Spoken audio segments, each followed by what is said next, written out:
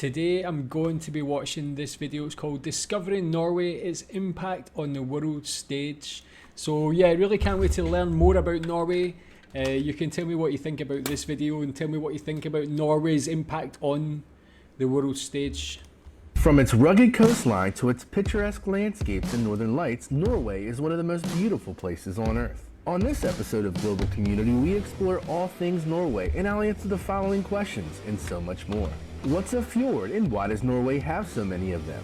If you were at the North Pole, what would be the nearest town? What are some things the Vikings of Norway found? And how can a country of less than 5 million be so dominant at winter sports? My name is Ryan, and on this episode I'll share where Norway is, its history, and government. We'll also explore the people, products, and ideas that come from there that have helped shape the lives of people around the world. What did you find interesting, and what did I miss? Please share your thoughts in the comments below. Wake up, get up, stretch my legs, eat some. Norway is known for its breathtaking fjords, of which they have around 1,200, the most of any country in the world. Fjords are long, narrow, and deep inlets set between high cliffs known to reach far inland. Fjords were created by glaciers in the Earth's last ice age. When the glaciers retreated, they would carve a U-shaped valley and the sea filled the valley floor, sometimes as deep as 1,300 meters. They can serve as natural harbors and likely played a role in the Norsemen or Vikings becoming great seafarers. Northern Norway is a great place to view the Northern Lights. A place that often comes up as one of the best places to see them is the Norwegian city of Tromsø. A natural light display in the Earth's sky, the Northern Lights happen when solar wind gets past the magnetic field and travels towards the Earth, running into the atmosphere. As the protons and electrons from the solar wind hit the particles in the Earth's atmosphere, they release energy, causing the Northern Lights. If you still aren't sure what they are, either am I. Regardless, they are beautiful. If you were at the North Pole and needed to get to town, the closest one would be Longyearbyen in the Norwegian archipelago of Svalbard, located between the northern coast of Norway and the North Pole. It's still about 1,300 kilometers away, so it isn't exactly a quick trip for Santa when he needs to get to the post office. Another interesting fact about Svalbard is that it is home to the Svalbard Global Seed Vault, the world's largest collection of crop diversity. It was built as long-term storage for seeds in the event that there is a global catastrophe that wipes out the world's plants. I'm not sure how anyone will actually get to Svalbard in the event of a global catastrophe, but I guess that's a problem for another day. The first aerosol spray can patent was granted in the Norwegian capital of Oslo in 1927 to Erik Rothheim, a Norwegian chemical engineer. Today, the technology is used for many products from disinfectant to paint. Norwegian Sondre Norheim was a pioneer in modern skiing. He made important innovations in skiing technology by designing new equipment such as the telemark ski, the prototype for modern skis. His popularity made Norwegian words like ski and slalom known worldwide. Norwegian innovation in sports does not end there. The biathlon was developed as an exercise for Norwegian people as an alternative in training for the military. It combines cross-country skiing with rifle shooting. The first biathlon world championship was held in 1958 and it became a part of the Winter Olympics in 1960. Evidently fans of combining sports, Norway also was the birthplace of the Nordic combine. It joins cross-country skiing with ski jumping. An early highlight of the sport was in the 1920s when King Olaf V of Norway competed in the Holmenkollen Ski Festival. Speaking of ski jumping, the Norwegians invented that too. The previously mentioned Sondre Norheim is regarded as the father of modern ski jumping and won the first ever ski jumping competition in 1866. Other Norwegian inventions include the cheese slicer, and while disputed, they may or may not have invented the paperclip. Be sure to Wow, like really so much innovation and inventions from Norway. I mean, the ones with regards to the sports, the winter sports, you can see that obviously Norway's the winner of most gold medals in the Winter Olympics, but you can really see that not only are they successful, but really have such a strong history. Actually inventing some of the events, I think I never knew that, but it's actually a great thing. confirm or deny in the comments. In terms of present-day contributions, Norway is the primary supplier of codfish to Portugal, which the Portuguese use for bacalhau, their national dish. They also introduced salmon sushi to Japan. Making moves, trying to get away from this life I'm living. The warrior culture of Norway began in the Nordic Bronze Age. The Norwegians likely began to gain wealth by exporting amber down the ancient Amber Road, which extended into the Roman Empire. They also had a notable sea culture which led to the Viking Age. Speaking of which, the Viking Age was the period during the Middle Ages when the Norsemen known as the Vikings took to large-scale raiding, colonizing, conquest, and trading throughout Europe, even reaching North America. The raid of Lindisfarne in 793 is considered the beginning of the Viking Age. The Vikings were able to travel and expand because of the development of the longships, suitable for travel across sea. Beyond ships and fighting techniques, the Vikings had a major psychological advantage over Christian enemies due to their religious philosophy. They believed that being killed in combat would result in them going to Valhalla, which was the Viking heaven. Now that just doesn't seem fair. If they kill you, they win. If you kill them, they still win. Tell me more about the Vikings. That's definitely a subject I want to learn more about on this channel. Tell me some interesting history with regards to Vikings. How they still remembered and taught today in Norway. Do you learn about them in school? How do you learn about them? What specific subjects with regards to Vikings do you learn about? Are you proud of that part of your history?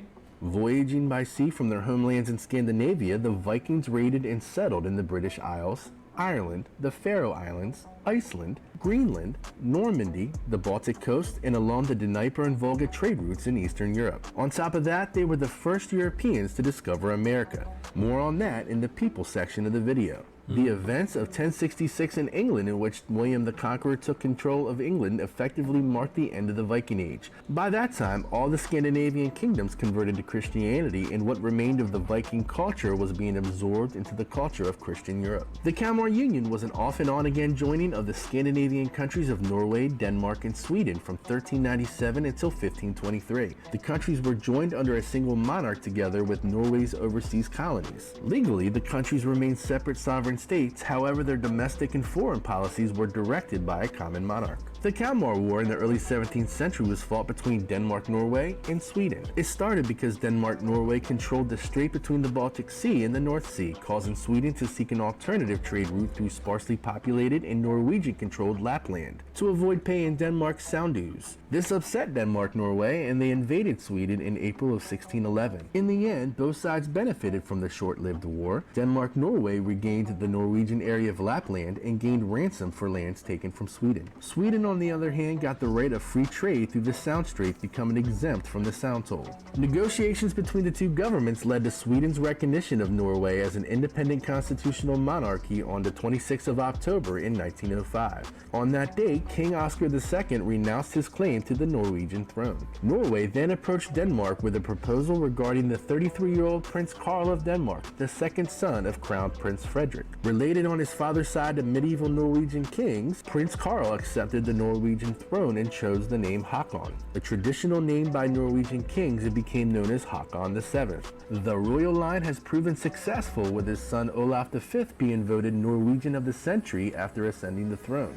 Yeah, tell me why he was Norwegian of the century, Olaf V.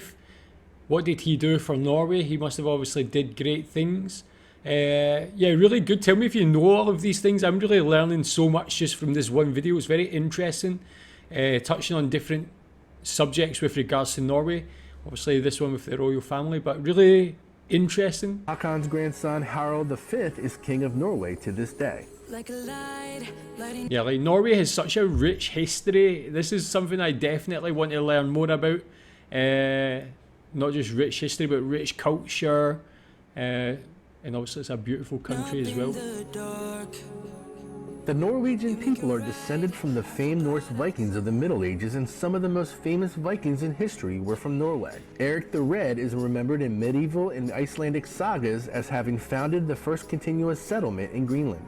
As a child, Eric left Norway to live in western Iceland with his father, who had been convicted of manslaughter. A Viking that was too violent for the Vikings. Interesting. Eric grew up to be quite volatile himself, and after the killing of some of his people for causing a landslide, Eric retaliated and killed those responsible, which forced him to be exiled like his father had been years before. After a second banishment in 3 years for killing, seriously, what's up with this family? Eric the Red left Iceland altogether, settling in Greenland, giving it its name because he believed it was suitable for raising livestock and was hoping to attract more people to the new settlement. After his banishment expired, he went back to Iceland and, despite his reputation for killing people, convinced hundreds to move back to Greenland with him.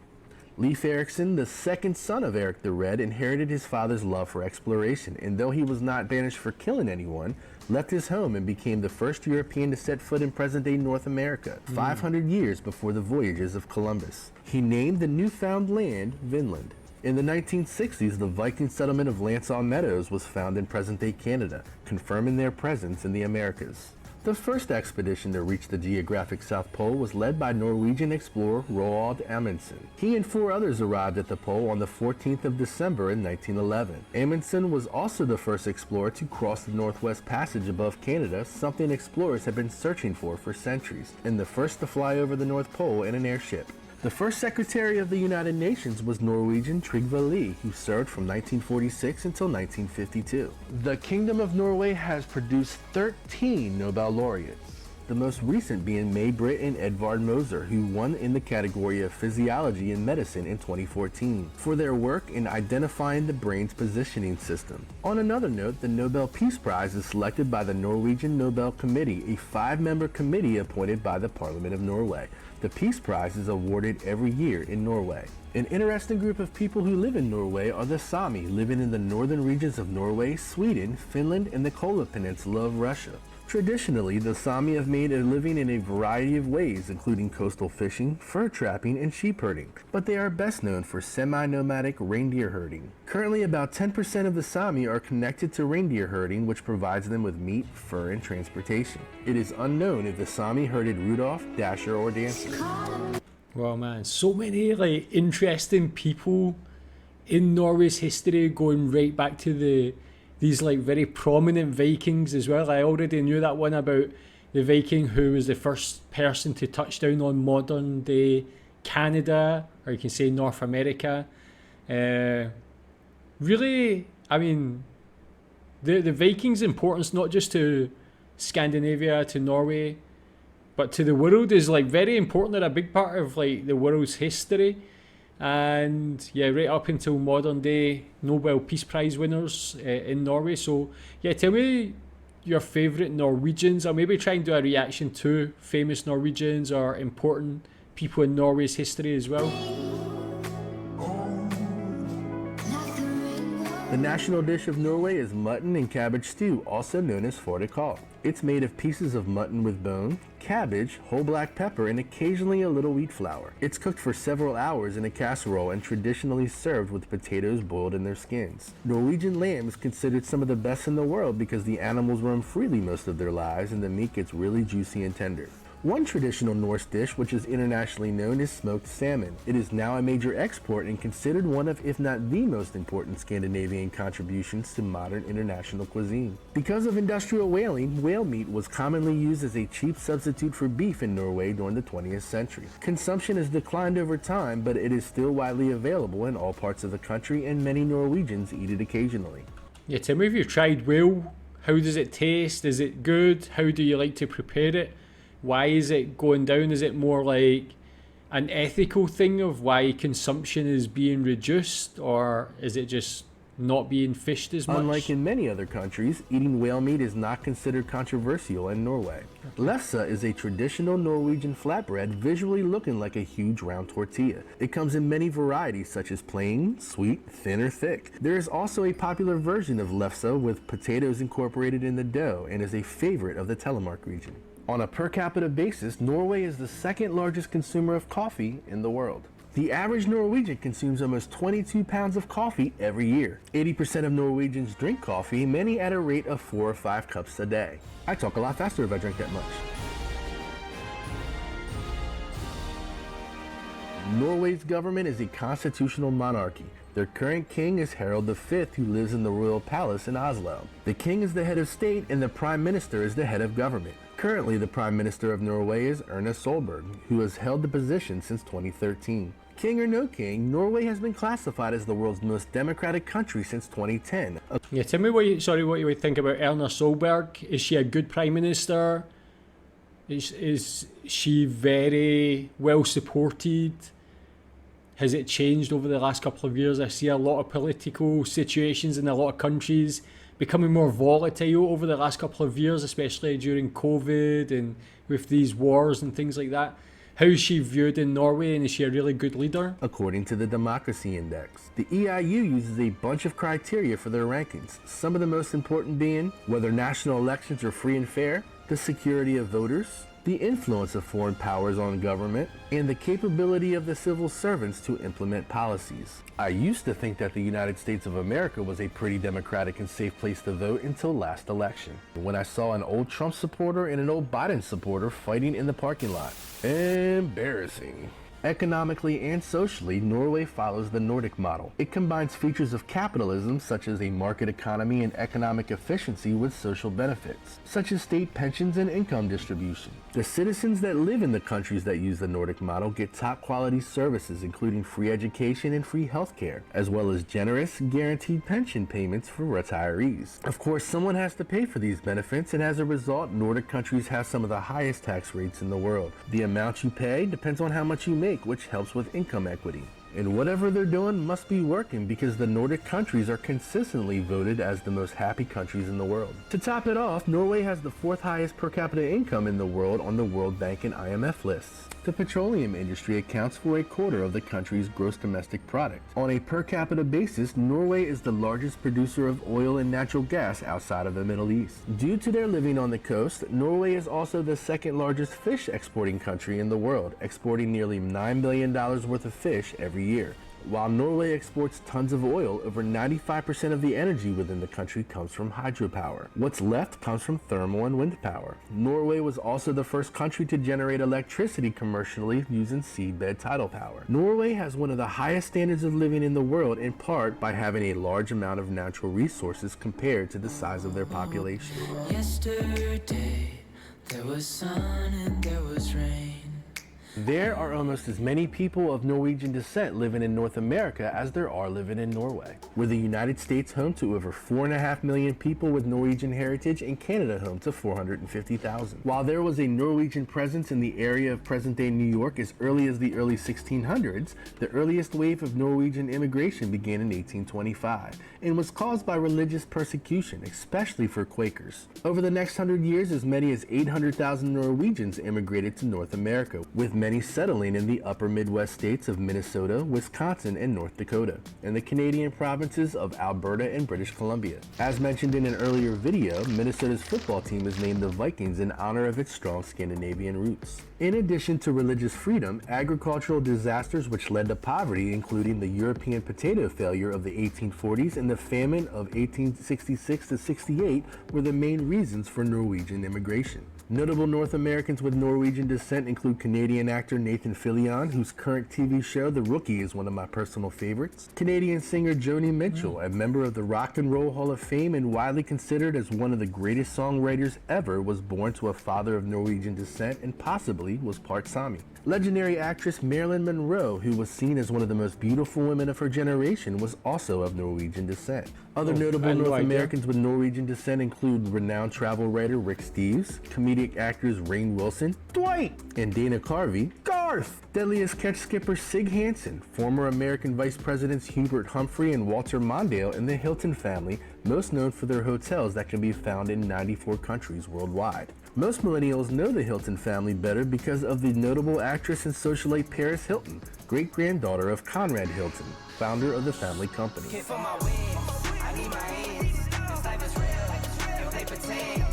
Norway is a global giant in winter sports and has even hosted the Winter Olympics twice. The first being in 1952 in the capital city of Oslo, and most recently the 1994 Lillehammer Winter Olympic Games. In America, we remember the 94 Olympics as the one ice skater Nancy Kerrigan was attacked by her rival Tanya Harding's henchmen. Despite all of that between the two skaters, the competition was won by Oksana Bayul, marking the first time the Ukrainian national anthem was played at the Olympics. Other highlights included Johan Olaf Koss winning 3 speed skating golds for Norway, while 13-year-old Kim Yeon-mi from South South Korea became the youngest ever Olympic gold medalist.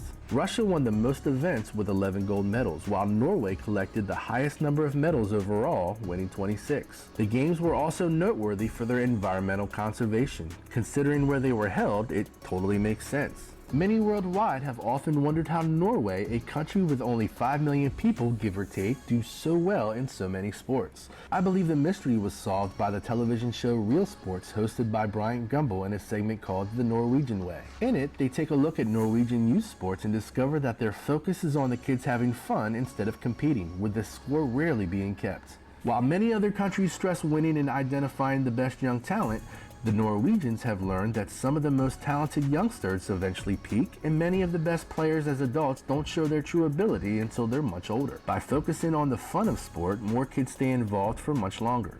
Serious training for professional sports and a focus on winning often doesn't begin until the athletes are 15 or 16 years old. Or in other words, they look at what the Americans do and do the exact opposite.